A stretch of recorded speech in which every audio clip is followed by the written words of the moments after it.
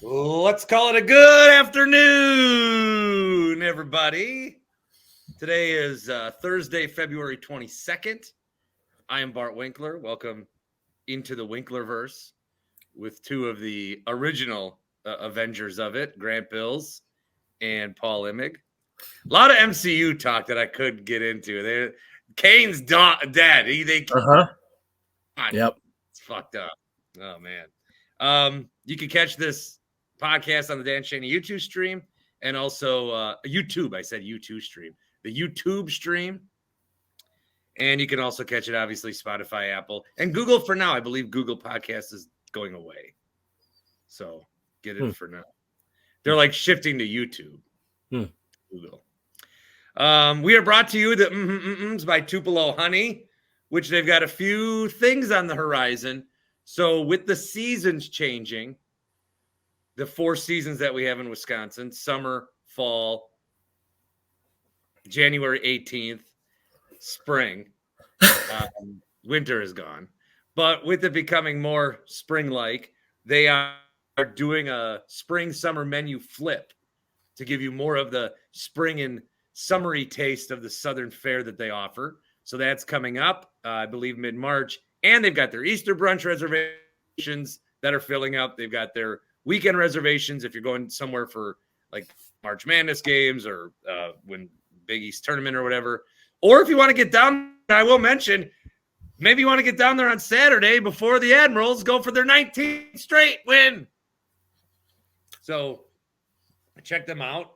Tupelo Honey downtown, right across from the public market, other side of the soon-to-be demolished 794.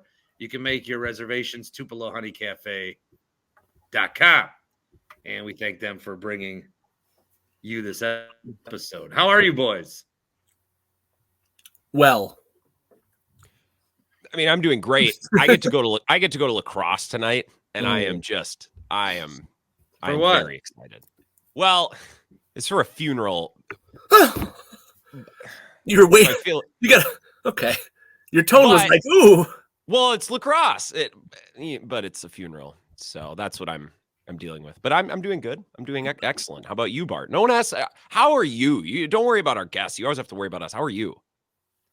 No, too many people ask me how I am throughout the course of the show. You know, you have people that call and say, how's it going? And you try to train callers not to do that. Last week, I heard JR in his final hour on the JR Sport Brief show. He goes, all right, I'm taking a call. Don't ask me how I'm doing. Don't thank me for coming on. Just get into it. And then he goes to the guy, and the guy like froze because he didn't know what to say. Because he's like, what do I do? What do I do here? And also what I've noticed is whenever I did the show in Milwaukee, people would always be like, hey, thanks for taking my call. Mm-hmm. But on this news show, people are saying, thanks for having me on your show. There's a very distinct difference, and I don't like it. I don't either. I'm glad that you noticed this too. You're not a guest. You're a caller. You know, that's why I would never bring it up because because I sound like a dick. If I'm like, well, I'm not having you on. You called me. This is not I'm not having you on. You're on. I'm not having you on. But it also, it's a little. Glad you're here, but I can totally do this without you. I don't need it. Yeah. I don't know. There was the 4th hour of the Wednesday night show. I was talking college football and how I think, the season's going to be really good. And I had a guy call in, and he made a point that I had not made about how when you're like a preseason favorite, like you kind of determine the playoffs just based on some dumb preseason poll. And then people it's going to give more opportunity for these teams to climb up. And then he also made me think of another point of all the years that Wisconsin, you get excited, but then they lose in September and the season's over. And that won't necessarily be the case anymore. So I said, his name was Mo. I said, Mo, I'm not kidding. And take this to heart. This is why I always advocate that sports radio is better with callers. Because you came in here with a great point. And you got me thinking, which is it enhances the program. Mhm. I'm going to reference this call in the future when this comes up. Next segment, I took 3 calls. The worst 3 calls I've ever fucking taken. So I woke up. Saw your tweet. One guy talking about CJ Stroud dating Amber Rose, and instead of saying body count, he said something else like girlfriend resume or something weird. It's like, I don't know, man. Paul, what were you saying? I saw your tweet this morning. Someone said to you, like, weird ending to the show. And you're like, you said, and so the first thing I listened to when I woke up and had a moment was the last 15 minutes of the show because I wanted to see just how bad it was. And you did not undersell it. It was really bad. Some bad calls. And I heard Mo's call, which was a good call. So that was confused because I was like, why this actually was a very good call. And then yes, and then it couldn't have gone worse after that. Yeah. Like it's not programming note. I will be competing with Grant tomorrow. I'll be in for Zach Gelb on Friday. Oh, I'm off tomorrow, so that'll be perfect. Oh, great. Don't take this the wrong way, because don't take this the wrong way. But for the first time I heard the Wednesdays with Winkler on the Zach Gelb show. I didn't know why I had been missing it. Right? Maybe I heard it one other time, like before you had a national perspective every night. So maybe I did hear it one other time. But like, you guys are really like that's good. That's a good duo. Like you can't both be together because you both need to host your own shows. But like that was really good. Right. Like what you've said. Why would he take that the wrong way? What I was would take the wrong way is like that I hadn't heard it before. Oh, like that I was just hearing. The fact that you guys ever listen to it, I'm like, wow. We're not yet. Let's get something clear. We're not responsible to listen to Bart ever if we don't want to. Like Paul treats us as like we can't miss a moment, so we're prepared for this podcast every week. That's not true. That's not true. I listen when I have time, like when nothing's going on, and it's great. Like, I don't go back and check the tape the next day. Like for all 4 hours, like I need to consume it. Yeah, no, I know. I'm always doing research. To take your compliment, Bart, let me just say real quick. You've always said this though. You're a good host. You're a great guest. I'm a great guest. Like so, you've always said this. You have. I know. I'm such a dick. But you've said it publicly. I'm not like airing private messages. Like publicly, you're like, "Oh, I'm a great guest," and you are. But you're good host, great guest. So at what point? You said I was good with Gelb. Yes. People like us 3 together. Mm-hmm. I've gotten people that say, "Oh, Bart, you and Nick Kostos are really good together. Oh, you and Horvat are good." At what point am I just fucking elite? Okay, what You are the common denominator here. And when you're on with your guys at 670 The Score, that's always a very good segment. Well, you got to know what your role is. Yes, and you play the role very well. When I go on there, it's to get my ass kicked. Punching bag, comedic punching bag, and I think we can say that is unanimously correct. Anyway, Grant last night, Bart couldn't say the word unanimously. Oh my God, 4 times. He could not say unanimously. I couldn't. No, you couldn't. I enjoyed it. If I kept track of every word that Bart was close but not quite on over the course of every night, like I would have a hell of a list. But this one he paused because he was like unanimous. No, there was another one a guy called in about that we didn't take on air. It was something like, I don't know. I'll figure it out. Yeah. I'm close enough. Close enough. All right. Should we start Brewers? I think that's it for the week. Good show. Great job. I enjoyed it. Ready? Yeah. Grant, sneaking suspicion this might be part of your show tonight. Craig Counsell will never lose this community by deciding to work for the people who treat him better. He is one of us. Heck, he is the best of us. Mm-hmm. Or mm-mm. We don't have to go down this road. It was unplanned. No, I think it's look, we have friends at the Journal Sentinel. What happened? This was written by a guy in Virginia. This editorial that was published was not of even their knowledge. But when it got tweeted out, the Journal Sentinel account tweeted it, and it says clearly on it opinion, and it's got like two quote tweets, and then the JS Brewers Twitter account tweeted it. It didn't say opinion, and it's got like 500 quote tweets. 150,000 views already, like with not that much time having elapsed. Like the opinion section of a newspaper is fine. It's one of the hallmarks of the paper, right? And along it's not new. It's been around forever. Classifieds, comics, obits, horoscopes, TV guide. The newspaper was great. The TV guide. And the thing with the opinion section is it's labeled opinion. If you don't label it opinion, then it doesn't look like an opinion. You don't put an opinion on the front page. And also, fuck that guy, because he wrote like an asshole. The actual article is atrocious. It's pun here, zinger here. I think I'm Rick Riley here. Zing, boom, Terrell, especially Terrell or something like that. I read it at 6:30. It was the first thing I did when I woke up today. I read that fucking thing because it was in every group chat. Literature.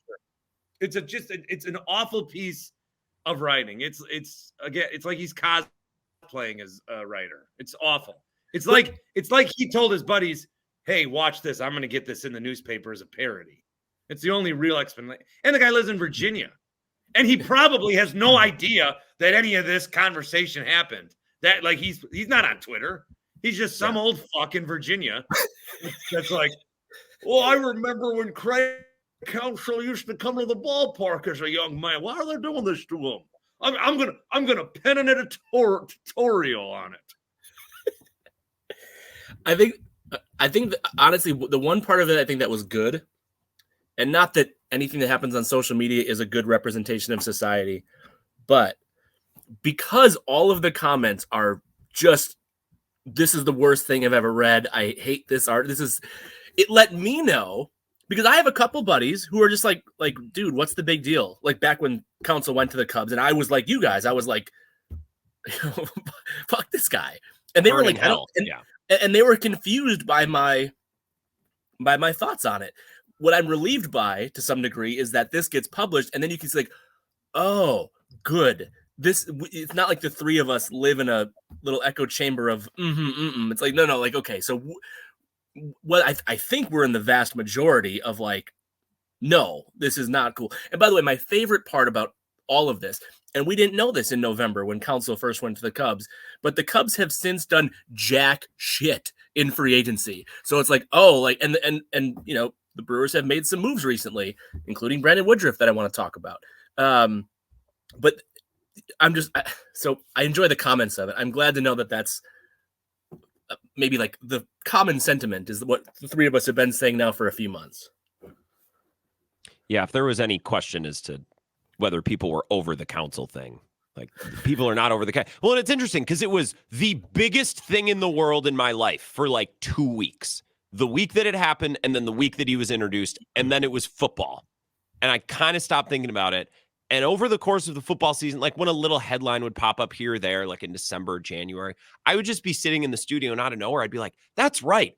Fuck that guy. Like I know we moved on to do football, but like everyone remember what Counsell did and like refused to be okay with it. So I'm glad that line of thinking still persists. And it just took some hack in Virginia to wake everyone up and wake Brewers, to wake the community up online. And look, if Counsell doesn't go to the Cubs, I'm not saying they don't make all these moves, but the Brewers have been in their bag and then some this offseason. Personnel, social media, like Murphy's deadpanning to the social media person with the camera in the locker room. Like, what is that? What is like Jim Halpert style? Like they are in their bag in Maryvale, right? Just at full court press every possible way.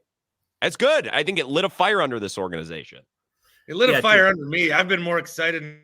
I hate baseball, but now I don't anymore. Now I'm fucking pumped up.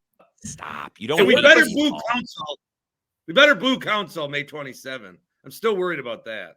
Well, I mean, we can, the three of us, and then those listening, we can do something about that. Winklerfest 2024. So I mean, there's a way for us to actually influence. We better boo him. I live 8 minutes from the ballpark, and I could go. The good news is, and this is what I don't want to hear from Bart. There's plenty of parking. I wouldn't want to worry. You don't have to worry about the parking. I am going to try to be a part of Nooner Day. I'm going to try to go to that. The other thing I liked about the fact that this happened this morning. 9 to noon? 9 to noon goes to that Brewer game. Well, Sunburn Bowl's too expensive, but Nooner Day you might be able to pull off. Yeah, because somebody tweeted at me the Nooner Day, and they go, "Oh, Bart Winkler show," and I go, "Don't take me. I want to go." The one question I was going to ask, and Bart, I did not know how you were going to answer it, but you've kind of answered it. So let's just briefly touch on it. You are amped and ready to go, fired up for Brewers season, like ride or die, Pat Murphy. Let's go. Like baseball season. You're ready to talk about it. You're ready to live it. You're ready for this to consume your next, at this point, 7.5 months or longer. Or on that. I didn't know what you were going to say, Bart. I think now I do know, but I'm still curious. No. What the fuck are you going to do every day? I don't want it to consume me. I'll like that it's a part of my day. Well, okay. So you're taking the technicality of consume. Okay. But no, not the technicality. Like, well, maybe I should have said you're more. I'm going to have a lot, so I don't work during the day. So do I go to games? I would if I were in your shoes. How about this? You're want a beer, and then I'm not going to want to. How about this? You're more amped for this Brewer season than you have been in at least, let's say, since 2018, or maybe the 2019 because they were coming off of what was so close. Because you were down on Brewers for a few years. Actively hated them, or like seemed to be kind of maybe sort of rooting against them. No, I'm just glad that I still have it in me. I thought after the playoffs, I just baseball sucks, but there's still the little burning desire to want to love baseball. So it is still in me. So yes, when I'm doing the show, I'll have the game on and I'll watch it. Am I gonna dissect every move? Am I gonna? I don't know. I'm gonna clearly watch the games during the day.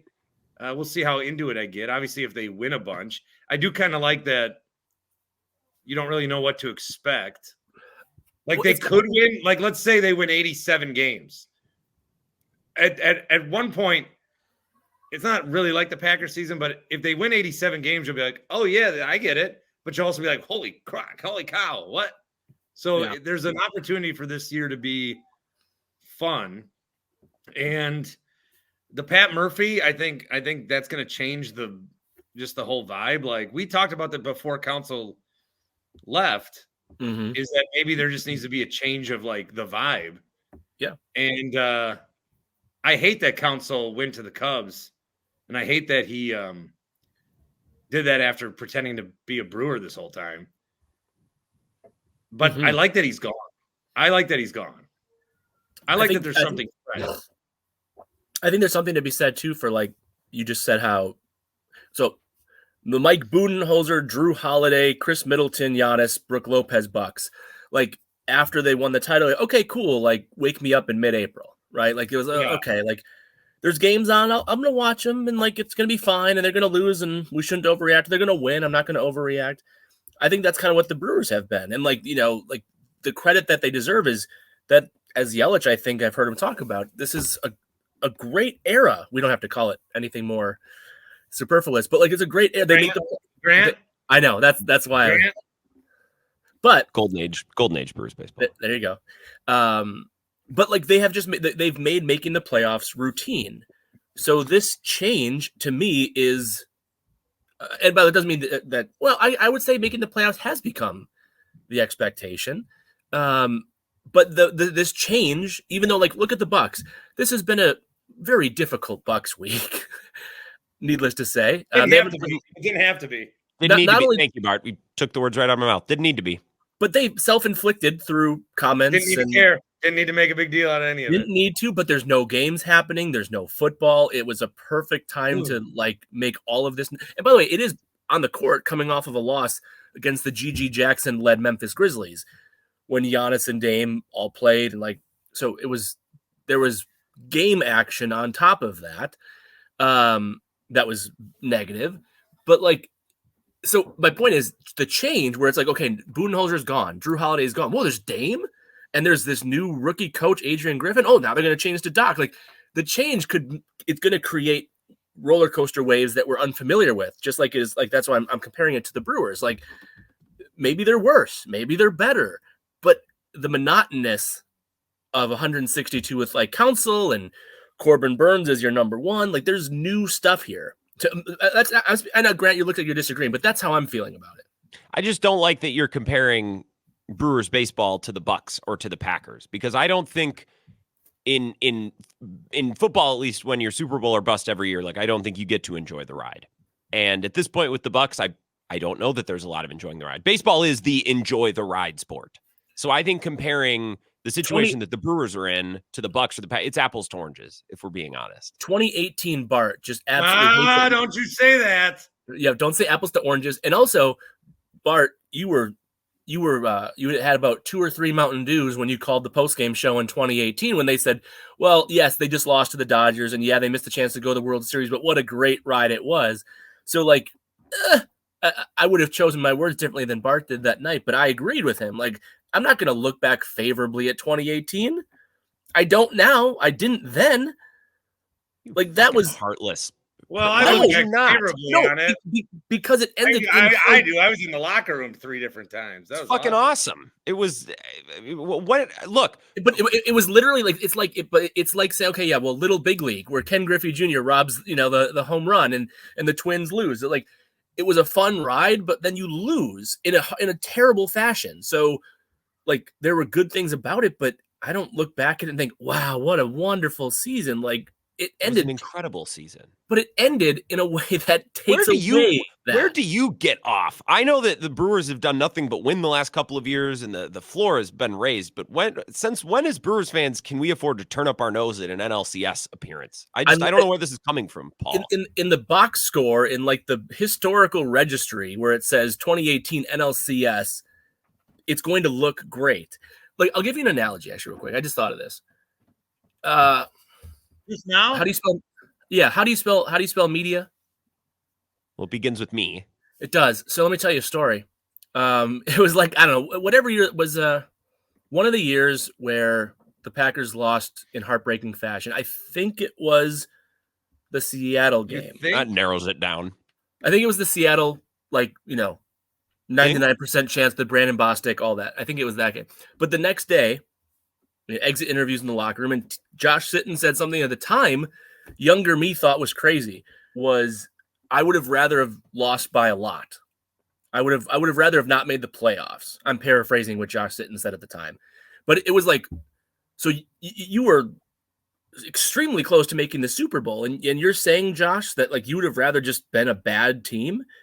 And so that's kind of how I'm remembering the 2018 Brewers, is like they were so Bart. It's kind of like the story you talk about. Like it's hard being a Packers fan. Like people think like, oh, this is like, you're good every year. You're good every year. You always make the playoffs. Like, yeah, but you don't know playoff failure like I do, like we do. Well, it's to different. be fair, and this is a Dan Schani YouTube stream moment, I don't remember much of the 2018 playoffs.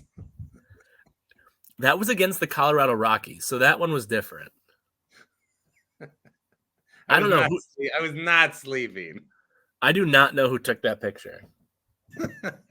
I was not sleeping. That led to the biggest Bart Chuck fight I think that ever existed. Which was the day that it got reviewed. There was a website that was doing reviews of shows, and they listened to that day.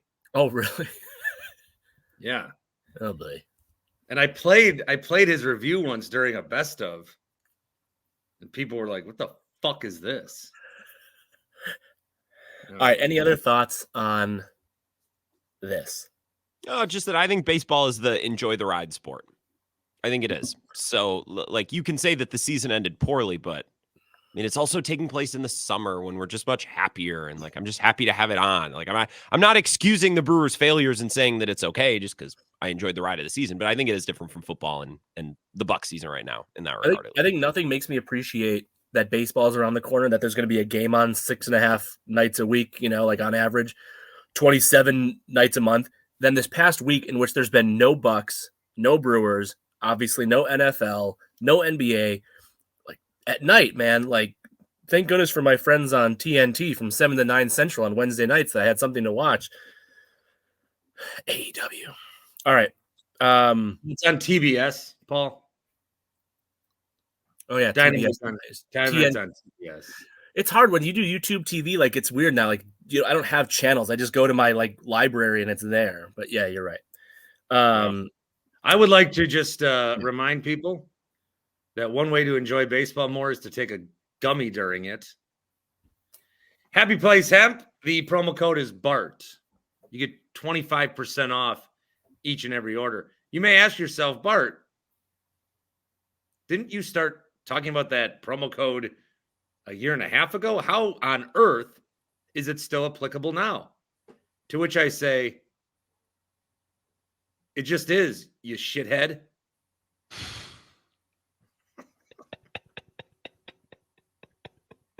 Damn it.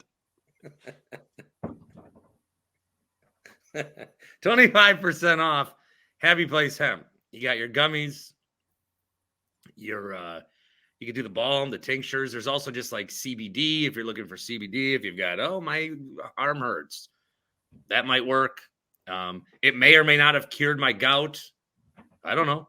Remember when I had you may or may not have had gout in the first place, not to chime in, but we're still not totally sure about that. No, I definitely had gout. That fucking hurt. It was bullshit too. Because every week a new thing would hurt. And then the CBD came along. Also, the drinks that they have made with 1840 Brewing, the seltzers, it does have CBD and THC in it. They have those available at Ray's in Tosa, where good buddy Brennan Schultz used to work. Also, you can get them at Happy Place Hemp in the location in Muskego. You can order them online, free shipping after you get your third. So if you get 4 packs, then they'll ship them for free. They're a little heavier than the normal gummies that you might buy, but check them out. As I've mentioned, it's been great. The CBD CBN ones to help me sleep, so appreciate them. HappyPlaceHemp.com, promo code BART, 25% off every order. Yes, shitheads. Segue that would have built off of the enjoy the ride portion, and I like first off, aside from all of the unnecessary podcasts and comments that Bucks people made during the playoff or during the All-Star break, but the one thing that I really liked, other than of course Damian Lillard winning the 3-point contest and the All-Star Game MVP, is that something, and maybe this is former journalist looking at narratives and whatever else, that could very well be true. But what I liked is that after the All-Star Game, which Lillard was MVP, Shaq said, Dame, I don't have a question for you. I have a statement. If you guys don't win the championship and you fail, like there's only 3 people who are going to get blamed: you, Doc, and Giannis.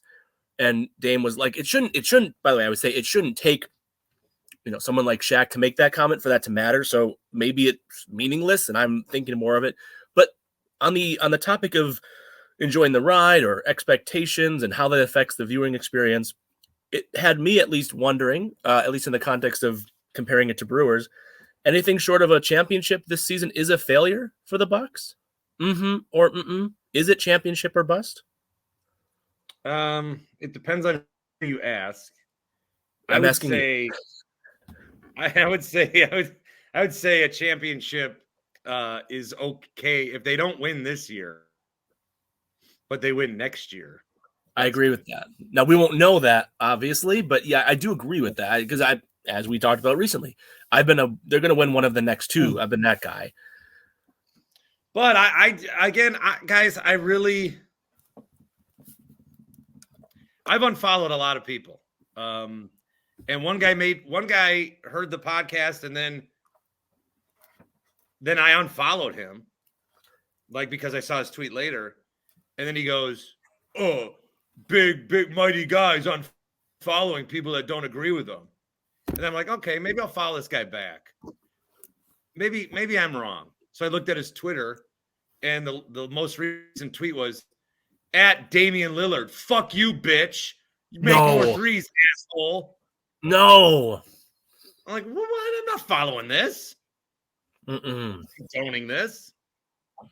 So, but it's also like, and then, you know that Dame video that was 10 seconds where he said Bam Adebayo? Mm-hmm. One guy who I think is an incredible, what word do I want to use? I very much dislike this man. Uh-oh. Kevin O'Connor of The Ringer. I do not like this man. I had a feeling you might not. Just I think, yeah. Mm-hmm. That makes sense. Requote tweets, how are we feeling about this, Bucks fans? After ignoring us for a decade. One thing that's going to rile us up. He jumps on. I just am annoyed by Kevin O'Connor. This is what we isn't this what we wanted? What? Everyone ignores Milwaukee. No, I turn on these shows. No one's ever talking about Milwaukee. I say, guys, because there's no drama here. It's just a good team with a good player. Now there's drama. Now only everybody's talking about Milwaukee. And if you look at the NBA standings, Grant, sorry to interrupt. No, go ahead. I did do this the other day. Let's look in the West.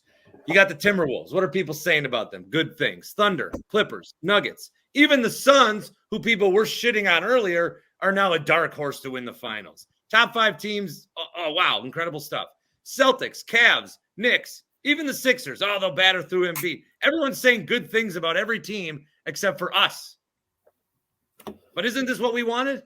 To be talked about, to be relevant? It's Bucks versus the world. That's what Doc's got to play this week. Now, the problem is Doc kind of created a lot.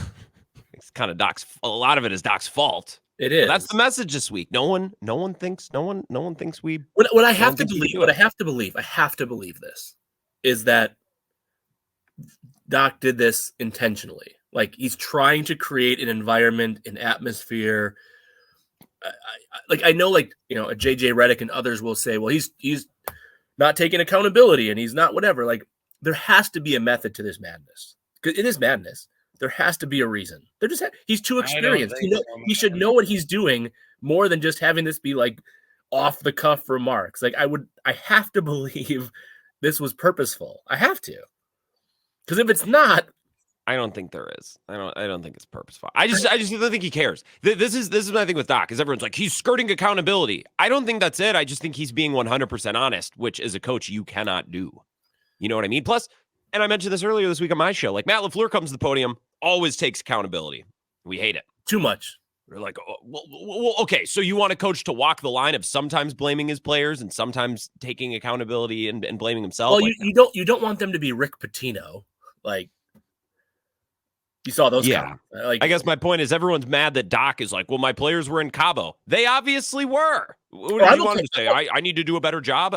Sure, but then we get mad at Matt LaFleur when he does that. So I don't know what fans want all the time. Well, I was okay with the Cabo comment. I was less comfortable with I asked him, what have you been doing? Why are you doing this? Like, okay. Why do you want to hire me? And my other thing is, like, I like Doc, the media guy, because of the stories he's willing to openly share. He's good at, I like that. Like, that's, for me, I want to listen to that. Are we experiencing Sean Payton 2.0? Were you sorry he was in broadcaster mode? Is that what we're getting? Yeah. And why is JJ Redick so pissed? His profile is risen because Doc's out of that chair. He gets to call NBA finals. By the way, it could be absolutely miserable having Redick call Doc Rivers Bucks finals games and whatever else. That could be. He's so honestly. The Bucks Celtics series on ABC with Doris and Redick. I don't know if they have the East this year. They alternate, but Bart, you might remember this years ago, but I remember talking to you about this, but I haven't done it in a few years. But I used to, on the settings on my receiver for the audio, I can turn down different channels, and there would be certain announcers. I don't do it as much anymore because I listen typically with my headphones in. But by the way, is that normal? Did anybody do that? Do you do anything casually? Is there a single thing in your life you just do casually? No, there's not. Interesting. I'm balls. If I'm doing it, I'm all in. How do you listen to the TV with headphones on? Yeah, with the AirPods in through the Apple TV, like you can connect through the. I like it more. I like it more in my ear than that. But anyway, that aside, Grant and I are both just frozen. Well, is that? I mean, also, by the way, it's quieter, so I'm also trying to be a good family member. That there's not the roar of the crowd and announcers. So I'm also trying to be respectful. That's a part of it, but I do actually enjoy it more from an auditory experience in my ear. But you can turn down the channel, and this would be, I think, a thing where, like if it's a Doris Burke and JJ Redick calling like a Bucks Celtics game, I won't be able to put the headphones in because I'm going to have to turn down the channel where the announcing voices come through because I will not be able to. I won't. And it won't be fun on mute because I want to hear the crowd. So I don't want to do that either. But yeah, that would be miserable. Interesting. Yeah, All right. Nothing wrong with that. I just felt like I learned a little bit more about Paul Imig, and that's cool. I always appreciate that. I do. I mean, and this is both a strength and a weakness. But yeah, I don't do anything half or three quarters. I'm either really, really, really, really into it and very passionate about it, or I just don't do it. No, but even like normal stuff, you find a different way to do. Like what? Like watching TV. Like literally watching TV for starters. like the thing you just mentioned that made me say that. I thought maybe you had other examples. All right, for those listening, someone else, either because you're just trying to be a good family member in your household or because you enjoy it more, someone else is listening like, oh yeah, I put my AirPods in. No, like watching a game 3 days later on DVR. That's very weird. That's very. The moment is past. It's past. But I'm not there for that. I'm there to it's weird. That one I acknowledge. That's a weird. You watch sports like most people read books. Like I can't get to the next one until I've seen this. But it was 3 days ago. At this point, just screw it. Read an AP article and then just get ready for the next one. But you're like, no, I must continue on the path of the lore of the 2024 Bucks. Yeah, it's very interesting. Yeah, that's how. Yeah, that one I agree with. Let me ask you. Let's get one more in, if we could, Grant. And this is a unique one. I'm going to rule out the Super Bowl, and I'm not sure if I should rule out the NBA Finals. So at the moment, I'll let you answer the NBA Finals. I will not let you answer the Super Bowl. But if it's an obvious NBA Finals answer, I'm going to say you can't say it. This is on the heels of Daytona.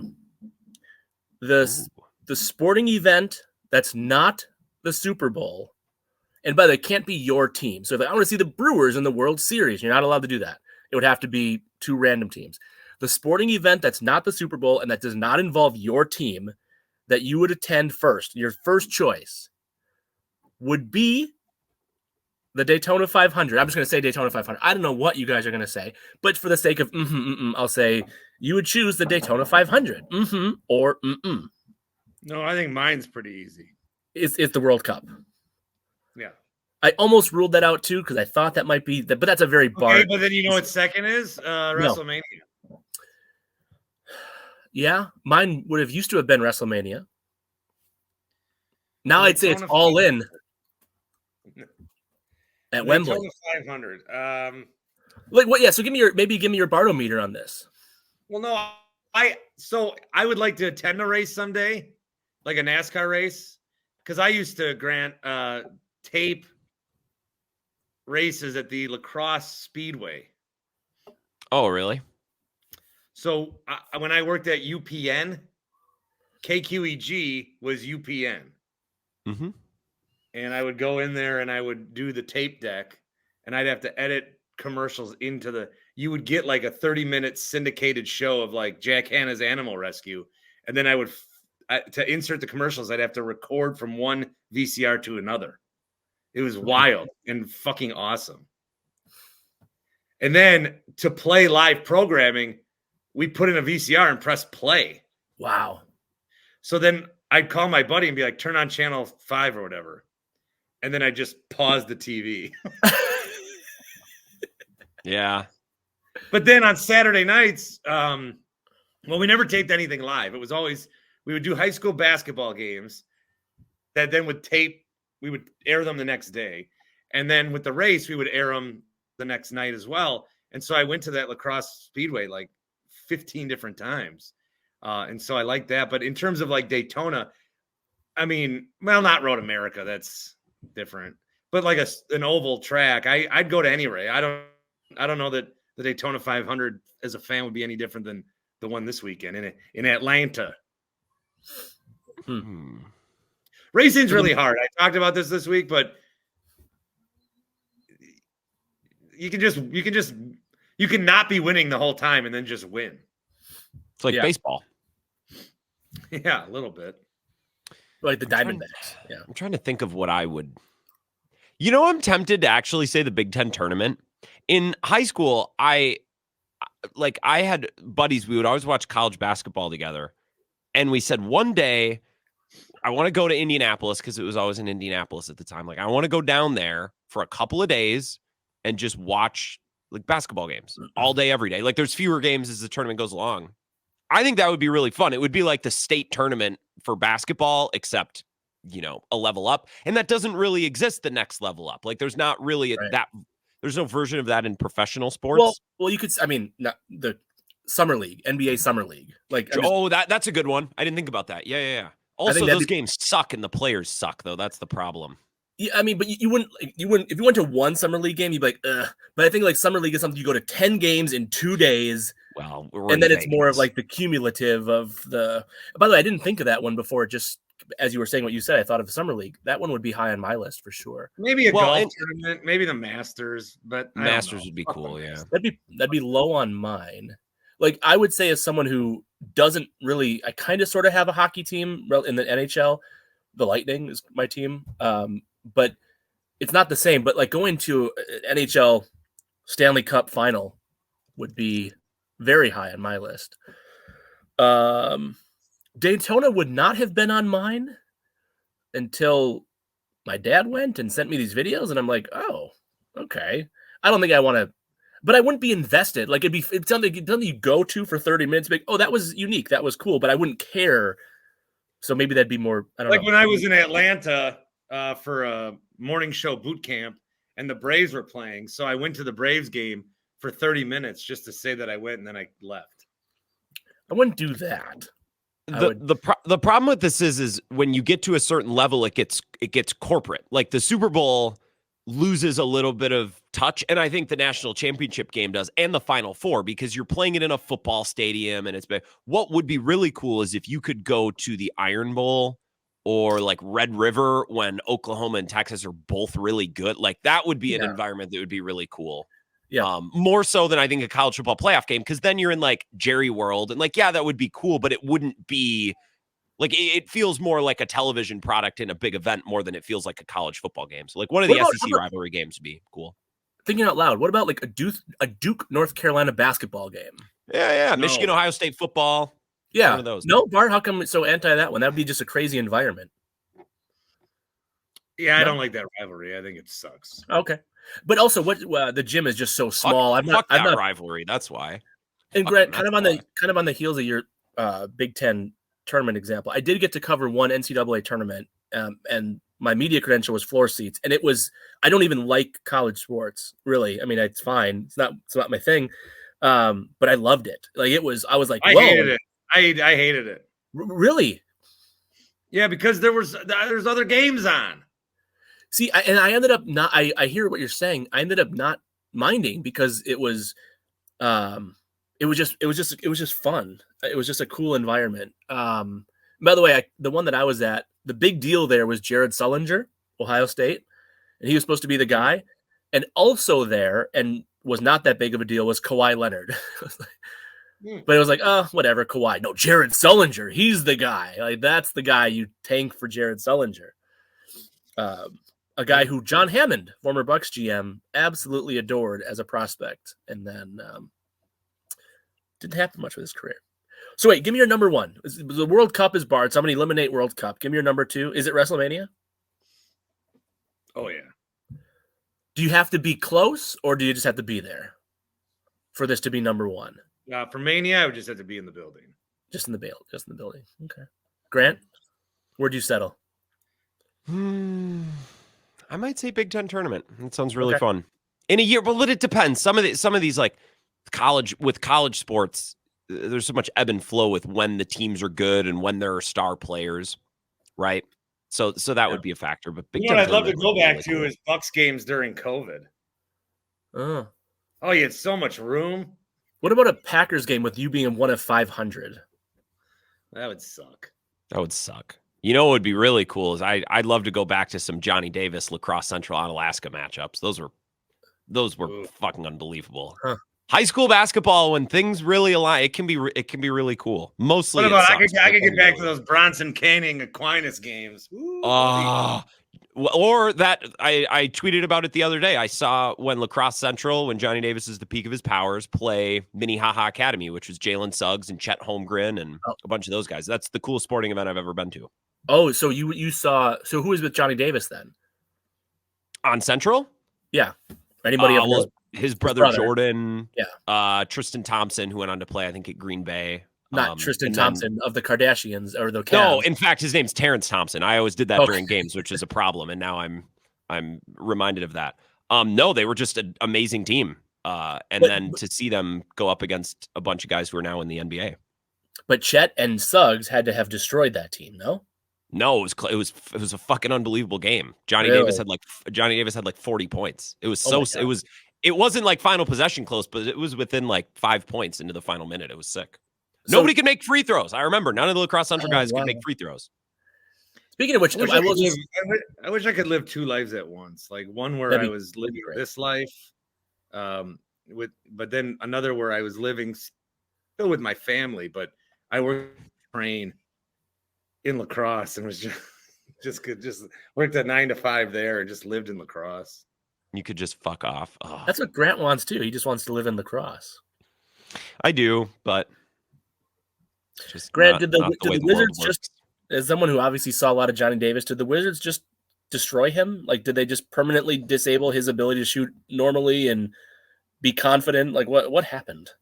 Well, I don't know. He had a kid. Normally, that's like maybe that. I thought that was supposed to make you better, but it seemed. Hey, don't tell him to say the F word, or you'll have guys Facebooking you. I think the word you used was correct. Gall. The gall of this guy. I don't know. Ask Toby. I don't know. It happens all the time. Like, I don't know that his jump shot was great, but now I see clips of it. I'm like, holy shit, they made it worse.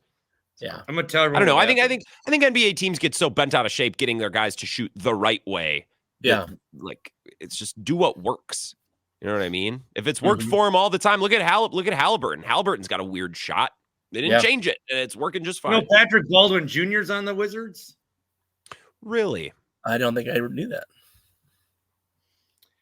All right, Grant, you can be dismissed. By the way, Markelle Fultz is another guy who they destroyed his jump shot for no reason, broke him down to nothing. He's repairing his career nicely, but I don't know why they do that.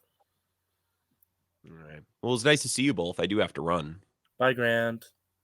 Goodbye, gentlemen. Listen to the Whistle Sports Show on the Madison Zone Sports broadcast system. You do this on purpose. It's not that hard. It's not that hard. What is it? The Zone Sports? Why you can't say that and think that's actually what it is. That doesn't make any sense. Zone Sports Network, ZSN? It's the Wisconsin Sports Zone Radio Network. It's the Wisconsin Sports Zone. It's not hard. It's not hard. Do you wish your show had your name in it? Well, I guess it does with Grant Bills. I don't really give a shit. If we changed it to the Grant Bills show, it doesn't really matter. It doesn't really matter. Like, you changed the Bart Winkler show to sweet logo. It is a good logo. It's been the same one always. Nothing's ever changed. It's still got the 2018 on it. I don't know. I'll keep it. So Bart, nice we're to see you both. I'm gonna go have a beer on 3rd Street for you, Bart, this weekend. Son of a bitch. It's gonna cost you $2. Is it more sensitive to do it before or after a funeral? What's better? What time's the funeral? Well, I'm going to the visitation technically in the evening. Oh, you gotta get a bloody Adele's at least. I can get a bloody before and then you're right. We'll sandwich it. We'll go before and after. You guys talk some wrestling. I'll see you both soon. Well, no, I don't want to talk wrestling with Bart. Bye. Bart, we'll do the Bartometer though. God, you love the Bartometer. I'm curious I want to hear how you're gonna do this. I'll save your ass again this week and remind you that the Bengals should be in there. I just want to tell people that on Tuesday I told a story that I say "fuck" with my son, and we laugh, and it's a really nice bonding moment. And it is.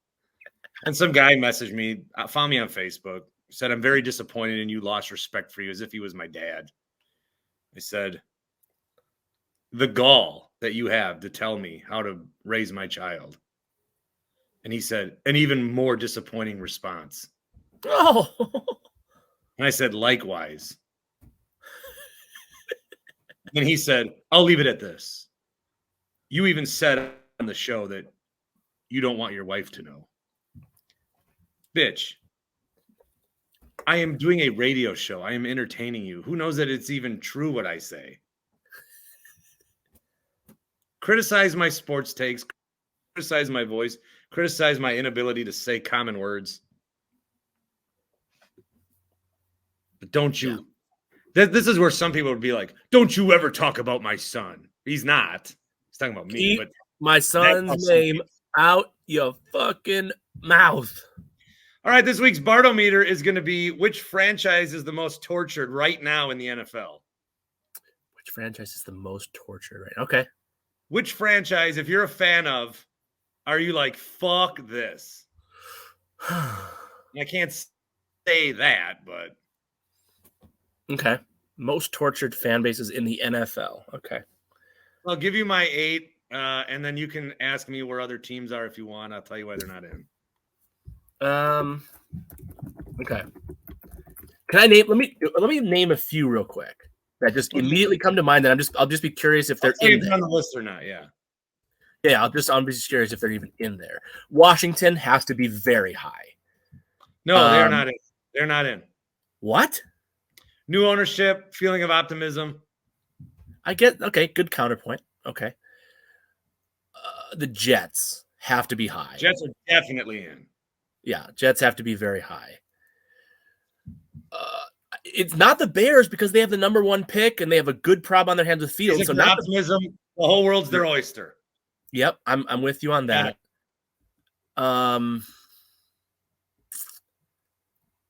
This stuff. Hope springs eternal. There's a lot of teams that could feel okay right now. I'm gonna say the Browns. You're stuck with Deshaun Watson. Like you're good, but you're not good enough.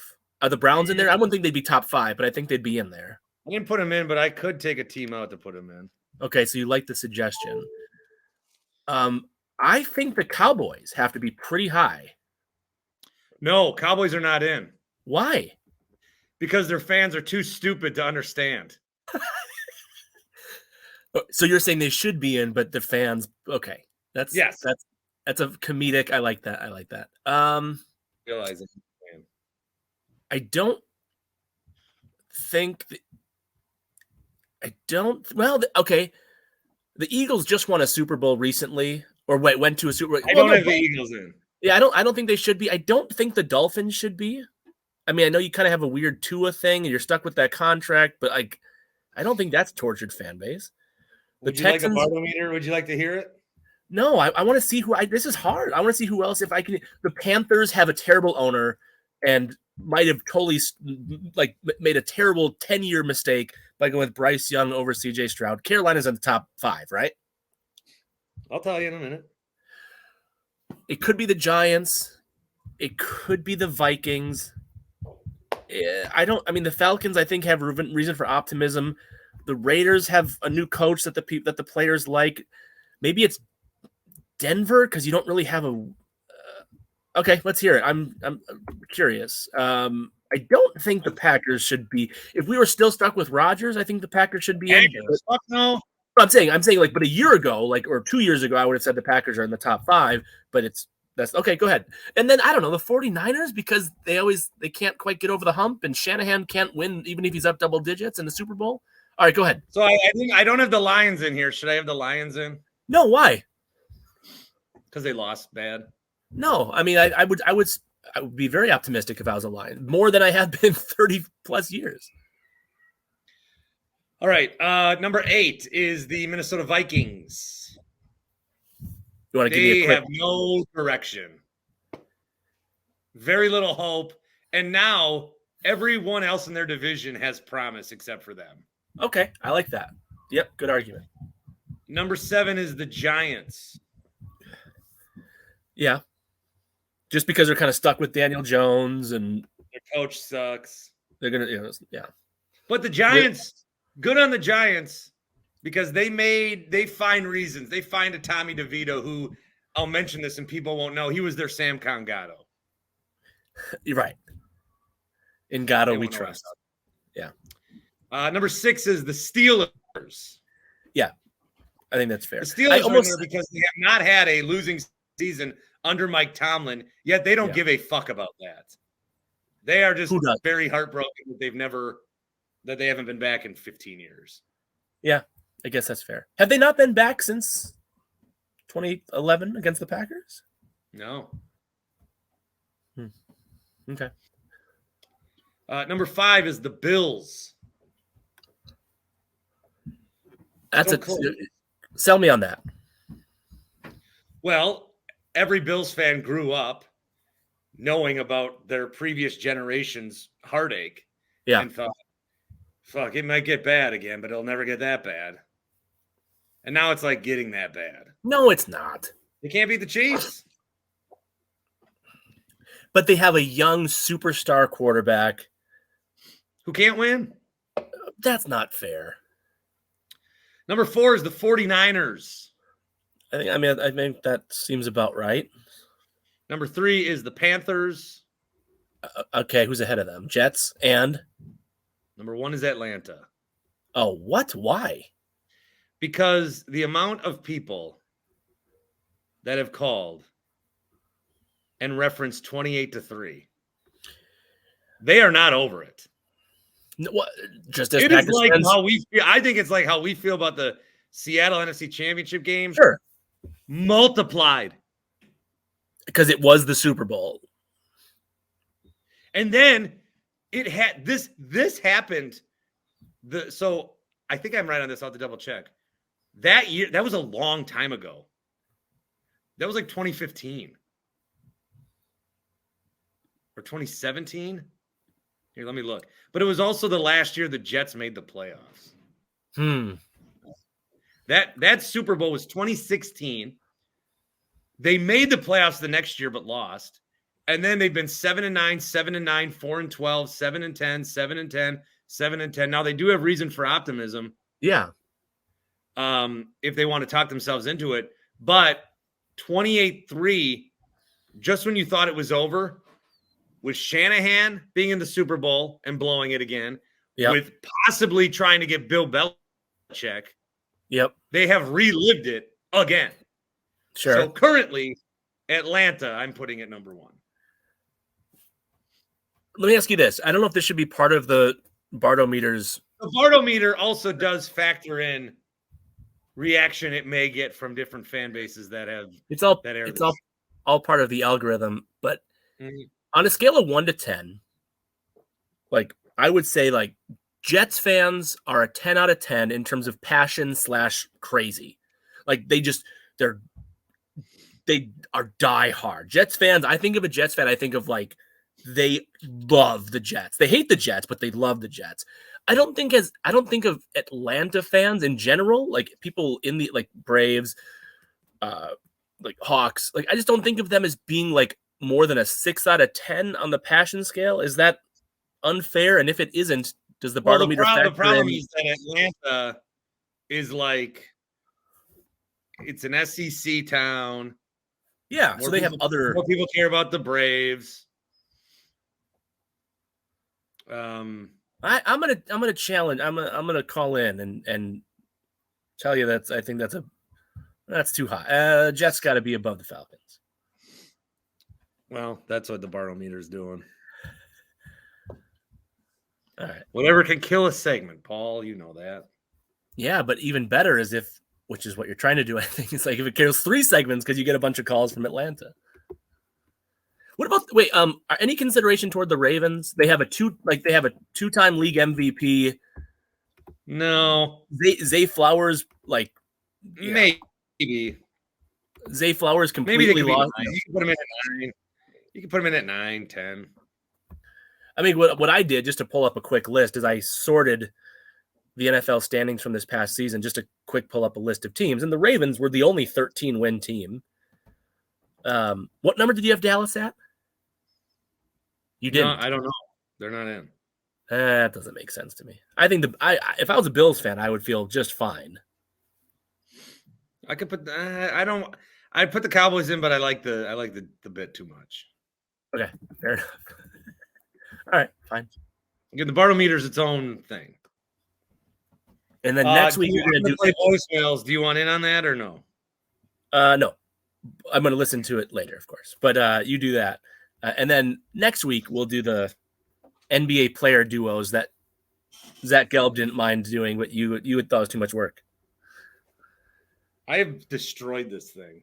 Is that what you're sitting on? Well, what I'm sitting on is my chair from Fastlane. With Goldberg on it? Yeah. But then I worn out that pad, so I have one of these. Stadium seats. Yes. Here are some of the sponsors of the Brewers. What year do you think this is? This is 70s, right? Or 80s. Yeah, 70s. Yeah, 70s. American Hampton Bank, Midland National Bank, Mitchell Street State Bank, Bank of Commerce. Oh, these are all just banks. Never mind. Does the Cedarburg State Bank still exist? Does the New Berlin State Bank still exist? What about Colonial State Bank in Thiensville? I don't know. How about Farmers and Merchants Bank in Menominee Falls? You can buy your tickets by phone at the stadium or by mail. Can you imagine sending the Brewers a check for tickets and then a week later getting tickets? That's fucked up. I very, very, very much miss hard copy tickets. Oh yeah. That's the worst for me. That's like the biggest. Like, oh, we're just gonna send them to your phone. Like, no, I want my ticket. Oh, my fucking ticket. I want to hold the ticket. I want to keep the ticket. Give me a ticket, a physical ticket. Well, now teams are like, oh, you want a ticket? You can buy one. Yeah. Would you like to convert your digital copy into a printed copy? I got pretty much every ticket I've ever used in a box right over there. I do too. I have many of them. Mm-hmm. When I would print them out and use it doing that way, I still have those. Wait, what do you mean? Like you'd get it emailed to you? Yeah, like when I went to a Packers Titans game in Nashville, I have that ticket printed out. Just like you printed on your printer and then you kept the okay. That's not as cool. No. All right, bud. All right. Be well. Talk to you later. Bye, Paul. Bye. One more segment of the show that will be voicemails. Let us do some voicemails from Carl's Place. carlofet.com/Bart. Use that link. If you just go to carlofet.com, if you're in the market for a golf simulator, then I don't get any credit. carlofet.com/Bart. I'm going to take up golf. Like I've taken up golf. I'm going to get fucking good at it, though. I got all these days to just dick around. I still got to work at night and prep for the show, but I can squeeze in an 18. All right. I've got one here from Brett in Tosa, 402-915-2278, 402-915-BART. Here is Brett in Tosa. Hey, Bart, Brent Tosa here. I listen to your Tuesday show, and obviously baseball's right around the corner. I'm still hoping the Bucks can turn things around, but with baseball around the corner, I'm getting excited for the Brewers. And obviously my excitement's still a little less because of the whole Counsell news, and I couldn't agree with you more on your rant over Counsell and how he thinks he can get away with this. And I guess my plea to Brewers fans, what I want to do here is go out, get your ticket for Memorial Day. I believe it's May 27th. First game back. Get your tickets behind the Cubs dugout. Reach out to me on Twitter. I will supply all beer in the parking lot if you're a Bart Winkler show listener, and if you get tickets behind the Cubs dugout. I love living in Wisconsin. I love the culture in Wisconsin. I love how friendly everyone is. We have to be able to turn the switch at times. And this, on Memorial Day, is a day where we have to turn the switch. I agree. I don't want to hurt anyone. I don't want to throw things. I don't want, there's a line that we can't cross. But we have to get as close to that line as possible. And I've got 4 tickets, a couple rows behind the Cubs dugout. I will be there. I want to make this as miserable as possible for that motherfucker. And we cannot forget about it. We can't, I know this happened a long time ago. We can't forget about it. We can't bloom when he gets announced in the first inning and sit on our butts the rest of the game and act like nothing happened. So I've got 3 months. I don't know where that line is yet. I probably need to watch how much I drink in the parking lot to make sure I don't get arrested. But we've got 3 months to figure it out. Without crossing that line, I agree with you. Whoever spray painted ass, keep doing it. And let's not let him forget this. So that's all I got. Thanks. And that was a message that Brett sent before the editorial that we started the show with, where somebody from Virginia, I'm going to read part of it. It is like, it's the worst written thing I've ever heard in my life or ever read. It's so bad.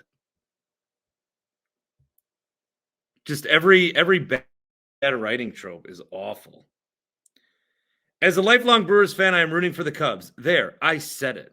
But before Brew Crew Nation throws overcooked sausages on my bona fides, rest assured, I'm aware of the line I'm crossing. Those Wrigley folk are a beer garden masquerading as a fan base. So how many offensive and lame things? Cooked sausages on my bona fides. A cheap shot at the Cubs to gain favor. That was dumb. Then he talks about Counsell. I see no choice but to take my rooting interest south of the border. I don't mean to sandbag the sterling record of the Brewers' current and well-meaning owner. Like a pine tree hanging from a rear-view mirror, he has cleared the air of a certain used car stench. Some of us weren't sure we'd live long enough to see it. Zing, boom, and most of all, Torero. Man, fuck this guy. I can't even read the rest of it. It's so offensive. Then he lays out ground rules. Whoever wrote this is Marshall Ekblad. He might be outside of war crimes. He might be the worst human ever. Oh, wow. Senior Director of Media Relations at the University of Virginia. Oh, he's not even old. I shouldn't be doing this. I'm on his LinkedIn. Maybe I should get him on the show. See what the hell he's thinking. He's a young guy. Kind of looks like me. Well, he got to be published in the Milwaukee Journal Sentinel. What a hero. What a hero. All right. Anyway, another voicemail for you. And that will be from Dan in Grafton. Dan. Hey, Bart. Hope you're doing well. Hey, Dan. Yeah, I just got to get this off my chest. Sorry if it's, can't really hear me all that well. I'm outside on my AirPods, walking my dog. I live right next to the freeway, so it's kind of loud. But if you can hear this, hopefully you can hear this. Hopefully we play this. But I'm listening to your show right now, your Tuesday show. And I think someone commented saying 35-21, not good enough. Well, we're the third seed, first of all. Second of all, we have Dame freaking Lillard. Who would have thought, like 7 years ago, that the Bucks would have, two superstars paired with, a three-time All-Star, Chris Middleton, paired with the all-time leading scorer in net history, Brook Lopez, and other players who are coming here wanting to play for the Bucks, not just like traded or added because they, they had nowhere else to go, like a JJ Redick. Jordan's team and playing really well. People are just need to be humble. That's all I gotta say. People need to be humble about the Bucks. Think about like 7-8 years ago when, we were winning some games and everything. We were making the playoffs, but we were just happy enough to make the playoffs. And now, if we don't win the finals, it's the whole ordeal. People are gonna cry about it. We have Giannis for a long time. We have Dame for the next 4 years. I don't think there's anything to worry about. I don't know why people are bitching about this. And yes, I've tweeted out right after the Memphis game that I was really upset, but that's just how I react to things. And I wish it wasn't like that, but that's just how I react, I guess. And I gotta stop. I gotta look at the big picture. And I think that's what you're doing. That's what I want to do. That's what a lot of these Bucks fans need to do because people just need to be humble about what we have. And let's just ride it out and see what happens in the playoffs. All right. It's okay to be upset when the Bucks do something to upset you. I can't gatekeep on that, but the way we react, it's like sometimes when I get cut off or if there's something that happens to me in traffic, it's okay to be like, what the fuck, man? But instead, I honk, I swerve, I pretend like I'm devastated. My reaction to a near accident almost causes a new accident. So I'll take my own advice, but we got to relax. But I've preached that enough. Here's Hot Take Jake. Hey, Barty. It's your boy, Hot Take Jake. I'm going to try to talk to you. I missed the show, man.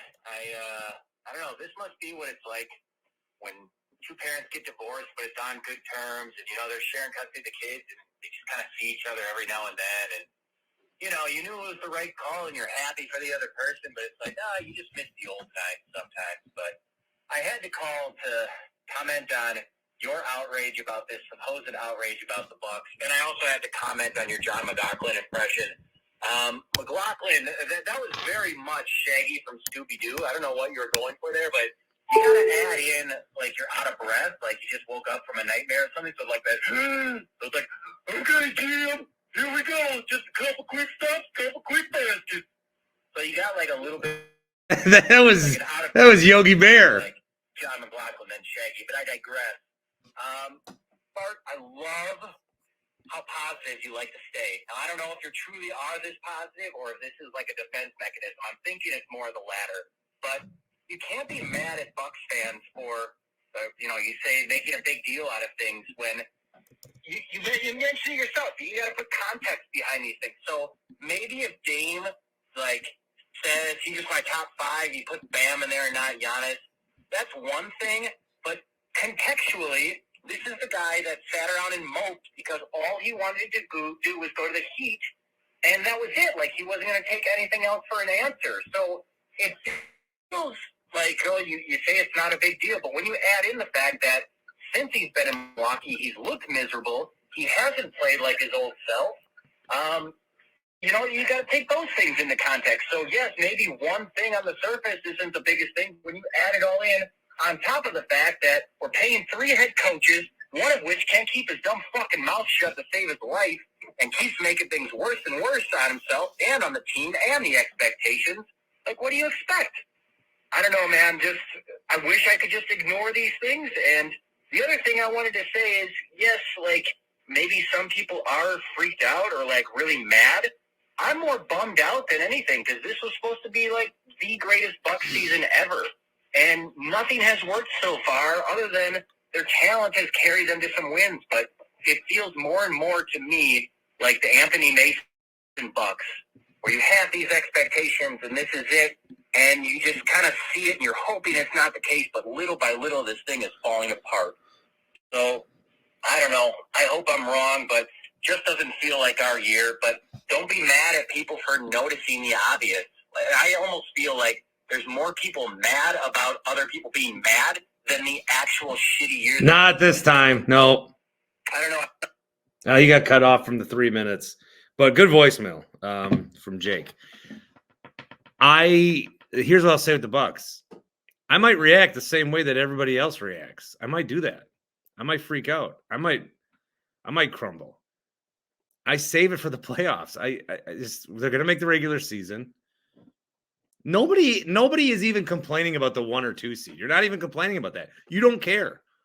You just care about how it looks and how it's going to make you feel because you don't think they're going to be able to flip a switch or whatever. And maybe they won't, but there's still 2 months before the playoffs. They're 35-21. They played some games.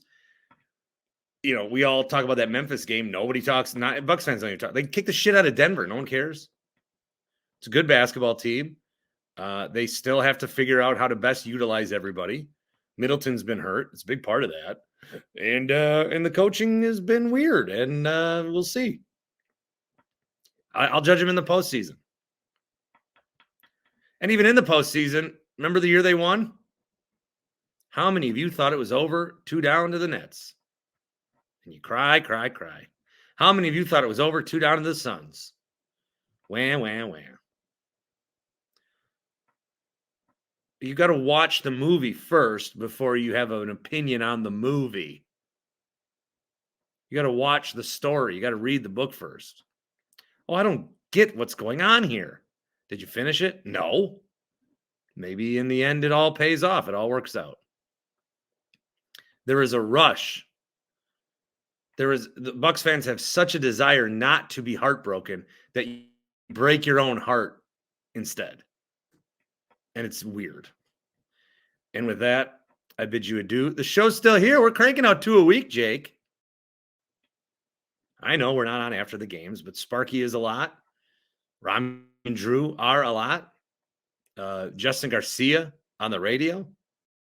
So there's good Bucks conversation. I'm on the air. Call me. Say, did you watch that Bucks game? As a matter of fact, I did. Let's talk.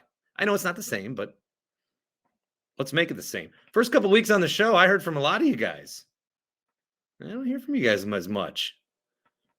I thought we were gonna take over. Thought together we would all invade. Instead, I'm hearing from jackasses from San Diego telling me how to parent. Well, comes with the territory, I suppose. Thanks to Grant and Paul. Thanks to those of you that did leave voice messages. No thanks to Marshall Ekblad.